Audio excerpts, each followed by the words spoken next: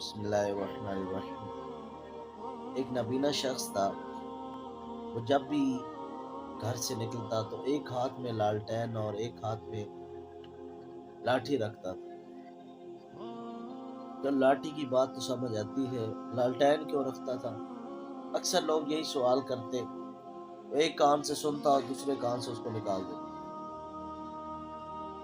اکثر لوگ اس پر ہنستے بھی رہتے تھے کہ یہ پہلے ہی نابینا ہے تو اس کو لالٹین کیا فائدہ دے گی۔ ایک دن کچھ اوباش قسم کے لڑکے نے اسے پکڑ لیا اور کہا کہ بابا جی آج تو ہم آپ سے پوچھ کر ہی رہیں گے کہ آپ لاٹھی کو تو سمجھ آتی ہے، لالٹین کیوں رکھتے ہیں؟ تو بابا جی نے تھک کر کہا کہ بھئی لالٹین میں اس لیے رکھتا ہوں تاکہ تم لوگوں کو بتا سکوں کہ میں تو نابینا ہوں پر تمہاری آنکھیں سلامت ہیں۔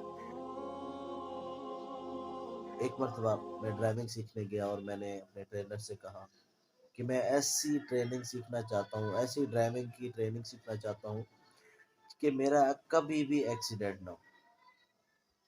تو ڈرائیور نے مجھے کہا کہ بھائی جب آپ گاڑی لے کر سڑک پر نکلو تو یہ سمجھو کہ مجھ علاوہ جتنے لوگ سڑک پر کہ آپ کے علاوہ جتنے لوگ سڑک پر گاڑی چلا رہے ہیں سب بندے ہیں۔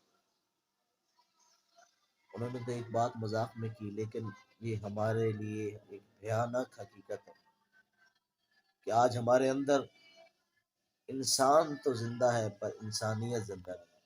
جزاک اللہ خیر۔